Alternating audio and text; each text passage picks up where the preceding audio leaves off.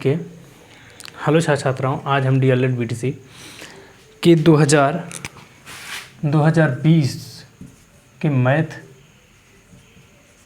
Math का paper हल करेंगे, जो कि थर्ड सेमेस्टर है। आज हम लोग 2020 के बीटीसी या डीएलएड मैथ के थर्ड सेमेस्टर के पेपर को हल करेंगे और देखेंगे कि ये पेपर किस प्रकार से आता है और इन जो पेपर आया था वह किस प्रकार के प्रश्नों को दिया था और इसको किस प्रकार से हल करते हैं। तो चलिए पहले प्रश्न को देखते हैं। पहला प्रश्न क्या कहता है? प्रश्न पहला कहता है कि 125/64 के घन रूप का हमको आधार लिखना है। मैं पहले भी बता चुका हूँ आप लोगों को कि घन रूप का आधार क्या? घन रूप का आधार घन रूप का आधार हम किसको कहते हैं? घन मूल को कहते हैं। किसको कहते हैं? घन मूल को कहते हैं। या तो आप घन रूप का आधार बोलें या घन मूल बोलें, ये दोनों बात एक ही होती है। तो घन मूल का मतलब ये क्या होता है कि 3 जोड़ा बनाएं और उसे एक बार लिखें। जैसे मान लीजिए कि हमें 3 × 3 × 3 है, तो अगर इसका घन मूल लिखना है तो इसको लिखेंगे 3। समझ में आया? तो चलिए हम इस प्रश्न को हल करते हैं। तो प्रश्न में दिया है कि 125/64 का क्या करना है?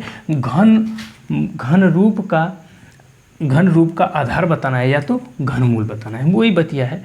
तो इसको बताने के लिए हमको क्या करना पड़ेगा? सबसे पहले इसका हम क्या करते हैं? अभाज्य गुणनखंड ज्ञात कर लेते हैं। किसका?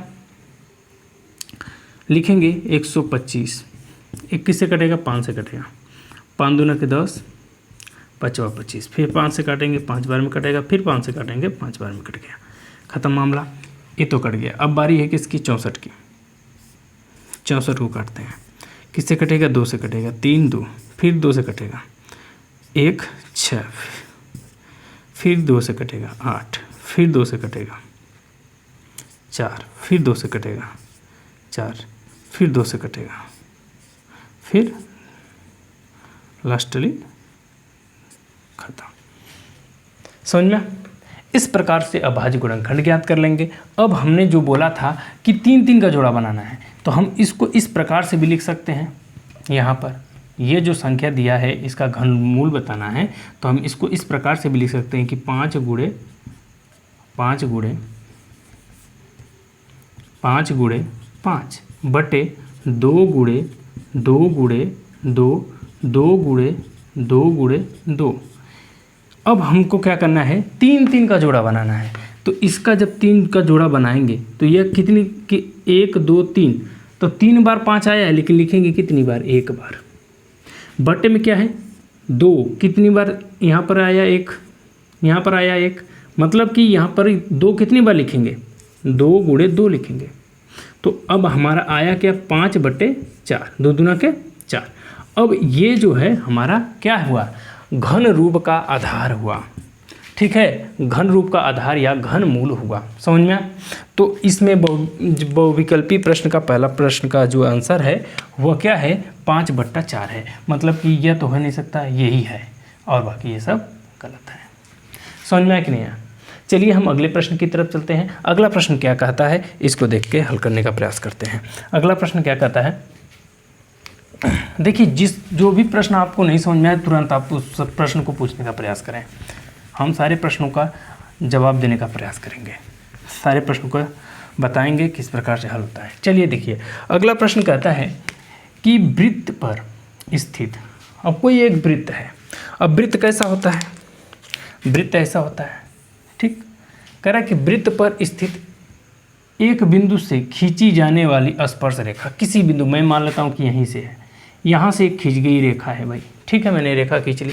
स्पर्श रेखा की संख्या कितनी होगी? एक कह रहा है कि जो स्पर्श रेखा है वो मतलब छू के स्पर्श करके इस वृत्त को छू के कितनी जगह से गया है? बस एक का जगह से, दोबारा वो टच नहीं होगा। तो अब यहाँ पर कितनी है? असंख्य बार? नहीं, असंख्य नहीं होगा। 0 बार? नहीं। 2 बार? नहीं, ये 4 बार होगा। समझ में आया कि नहीं आया? मतलब कि ये जो वृत्त है, इस वृत्त पे मान लीजिए इस पॉइंट पे छू के गई ये रेखा है, स्पर्श रेखा है, तो एक बार न छुई है, तो इसलिए हम इसमें जो विकल्प जो है चौथा सही है। समझ में आया कि नहीं है? अगले प्रश्न की तरफ चलते हैं। अगला प्रश्न क्या कहता है? अगला प्रश्न कहता है कि एटीएम का, किसका? एटीएम का पूरा नाम है। एटीएम का पूरा नाम क्या है? ऑटोमेटिक ट्रेजर मशीन नहीं, ऑटोमेटिक क्या लिखा है? टॉकिंग मशीन नहीं, ऑटोमेटिक टॉकिंग मशीन भी नहीं, ऑटोमेटिक टाइम मशीन नहीं, ऑटोमेटिक टेलर मशीन है। हाँ, ऑटोमेटिक टेलर मशीन को ही एटीएम कहा जाता है शॉर्ट फॉर्म में। समझ में कि नहीं? चलिए अगले प्रश्न की तरफ चलते हैं। अगला प्रश्न क्या कहता है, इसको समझते हैं और इसे हल करने का प्रयास करते हैं। अगला प्रश्न कहता है कि एक घनाकार बॉक्स की, एक घनाकार बॉक्स है, ठीक है। घनाकार बॉक्स कैसा होता है? जिसकी लंबाई चौड़ाई एक नहीं होती, एक जैसी नहीं होती है, ठीक है, उसको हम घनाकार कहते हैं। करे की भुजा। अब यहाँ पर मैं लिख लेता हूँ इस प्रश्न को, क्या चीज़ है कि घनाकार है बॉक्स की भुजा। भुजा कितना दिया है? भुजा दिया है 1 मीटर, कितना सेंटीमीटर? 30 सेंटीमीटर है। तब यहाँ पर इसको कितना दिया? 1 मीटर 30 सेंटीमीटर है। अच्छा एक बात बताइए, हमको पता क्या है? हमको यह पता है कि 1 मीटर बराबर 100 सेंटीमीटर होता है। हम जानते हैं कि 1 मीटर बराबर कितना? 100 सेंटीमीटर होता है, ठीक।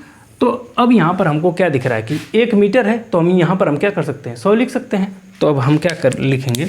हम क्या प्राप्त कर लेंगे कि घनाकार बॉक्स की भुजा कितनी है?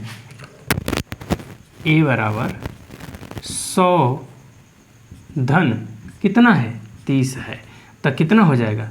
130 सेंटीमीटर है। किसकी? बॉक्स के भुजा की, ठीक है। बॉक्स की भुजा की लंबाई कितनी है? उसके एक भुजा की लंबाई कितनी दी है? 1 मीटर 30 सेंटीमीटर, ठीक। तो हम इसको लिख सकते हैं कि कितना? 130 सेंटीमीटर। तब एक चीज़ और है, उसके बाद क्या बोला है? कह रहे कि बॉक्स का संपूर्ण पृष्ठ ज्ञात करना है। तो संपूर्ण पृष्ठ का सूत्र होता है, ठीक है। यहाँ पर लिखेंगे कि घनाकार, ठीक, घनाकार बॉक्स का संपूर्ण पृष्ठ बराबर क्या होता है? 6 गुणे a का स्क्वायर, ठीक। यह क्या होता है? सूत्र होता है। किसका? घनाकार बॉक्स का सूत्र होता है, या फिर घनाकार का सूत्र होता है। घनाकार संपूर्ण पृष्ठ का सूत्र क्या होता है? 6 a के पावर 1 मतलब कि क्या है? a मतलब भुजा, ठीक है। यहाँ पर भुजा का स्क्वायर। तो अब हमको पहले ही से पता है कि भुजा कितना है? 130 है। तो अब यहाँ पर लिखेंगे क्या? अब यहाँ पर लिखेंगे कि 6 गुणे 130 का होल स्क्वायर। हम इसको इस प्रकार से भी लिख सकते हैं, 6 गुणे 130 गुणे 130, ठीक। अब यहाँ पर गुणा करेंगे, तो गुणा करने के पर क्या पाएंगे? इसका जब गुणा करेंगे तो हम पाएंगे कि 13 गुणे 13, तो 13 3 3 के 9, 3 1 कम 3, 3 3 के 9, 3 1 कम 3, ठीक। तो अब यहाँ पर हो गया 6 9 1 और 2 0, ठीक। फिर इसके बाद इसमें अब इसका जब हमने गुणा किया तो यहाँ पर क्या आया? 1 6 9 0 0, ठीक है। आया समझ में? अब इसका क्या करना है? फिर इसका गुणा कर देना है, किससे? 6 से। तो 6 से गुणा करेंगे तो ये 0 0 वैसे ही रह गया, 6 9 54, फिर 6 6 9 54, फिर 54 में क्या हो गया, एक 54 था, उसमें से 4 हमने लिख दिया, बचा क्या हासिल 5। अब 5 में 36 जोड़ देंगे तो कितना आ गया 41, 41 को आ गया 1, हासिल कितना 4 का। फिर उसके बाद ये तो यहाँ पर हो गया, फिर 6 एकम 6, 6 में क्या कर दिए हमने 4 को जोड़ दिया, कितना आया, यहाँ पर गुणा करने पर हम आया आंसर 1400 सेंटीमीटर स्क्वायर। ठीक है, यह हमारा आंसर प्राप्त हुआ। समझ में आया कि नहीं आया? अब देखेंगे विकल्प में कौन सा विकल्प सही है।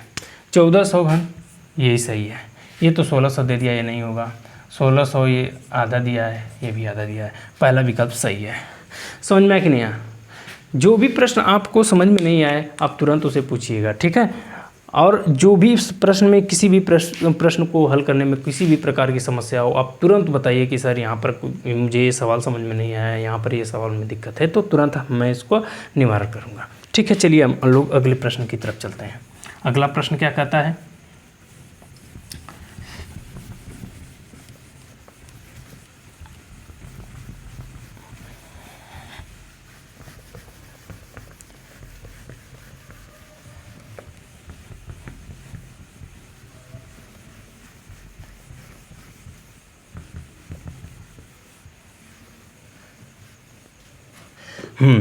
अगला प्रश्न की तरफ चलते हैं। हमने पहले को हल कर दिया, दूसरे को, तीसरे को, चौथा को भी हल कर दिया। अब बारी है पांचवें प्रश्न को हल करने के लिए। कह रहा है कि यक्स की घातीय 3 प्लस 2 यक्स की घातीय 2 फिर 5 यक्स धन 10 का क्या करिए, गुणनखंड ज्ञात कीजिए। उसका गुणनखंड करना है। तो गुणनखंड करने के लिए सबसे पहले हम इस प्रश्न को उतार लेते हैं। प्रश्न क्या दिया था, यक्स के क्यूब धन 2x स्क्वायर धन 5x धन 10। इसका हमको क्या करना था, गुणनखंड ज्ञात करना है। क्या करना है, गुणनखंड ज्ञात करना है। तो गुणनखंड ज्ञात करने के लिए हम लोग क्या करते हैं, इन दोनों को एक एक साइड में कर लेते हैं, एक एक में ले लेते हैं। और जब एक मिलेंगे तो अब एक बात बताइए, यहाँ पर 2x है और यहाँ पर 3x है, तो सबसे छोटा वाले को ले लेते हैं, क्योंकि छोटे वाले से ही तो भाग जाएगी, बड़े वाले को ले लेंगे तो भागा नहीं जाएगी। तो हम क्या करेंगे, इस वाले को ले लेंगे कॉमन। तो कॉमन ले लिए। अच्छा, एक बात बताइए, 3 में से 2 गया तो कितना बचा, मतलब 3x थे, उसमें से 2x कट गए तो कितने बचे, एक ही x बचा। यहाँ पर क्या है, प्लस का चिन्ह। फिर इसके बाद 2x था और दोनों x ही कट गए, बचा क्या, सिर्फ 2 बच गया, तो यहाँ पर 2 लिख देंगे। यहाँ पर प्लस का चिन्ह है तो प्लस लगाइए।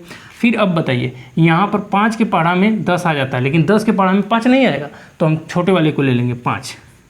फिर ये 5 से 5 कट गया, बचा क्या, x बचा सिर्फ, तो यहाँ पर x लिख देंगे। फिर प्लस का चिन्ह तो प्लस का चिन्ह, 5 दूना के 10 यहाँ पर आ गया, 5 दूना के 10। अब इसको और इसको एक साथ लिख लेंगे, ठीक, और इसको यहाँ पर एक जगह लिख लेंगे, ठीक। अब हमारा जो हमको गुणनखंड करने के लिए बोला था, हमने क्या कर लिया, गुणनखंड ज्ञात कर लिया। अब देखते हैं कि गुणनखंड ज्ञात करने के बाद कौन सा जो है आंसर मिलता है।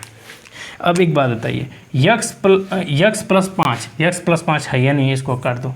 फिर यहाँ पर यक्स स्क्वायर प्लस 5 सही है, मिल गया यहाँ तक। फिर क्या, यक्स प्लस टू, ये दोनों मिल गया, मतलब यही विकल्प सही है, यही विकल्प सही है। ये वाला यहाँ पर माइनस है, माइनस तो आ ही नहीं सकता क्योंकि वहाँ पर कोई माइनस का चिन्ह ही नहीं है कहीं। फिर उसके बाद यहाँ पर भी माइनस आ गया, तो ये गलत है। समझ में आया कि नहीं आया? इतने जो भी मैंने सारे प्रश्नों को हल करवाए हैं, जिस भी प्रश्न में आपको समस्या हो आप तुरंत पूछिए कि यहाँ पर कि ये इस प्रश्न में समस्या है या फिर ये दिक्कत है। अब मैं तुरंत उसका निवारण करने का प्रयास करूँगा, ठीक है।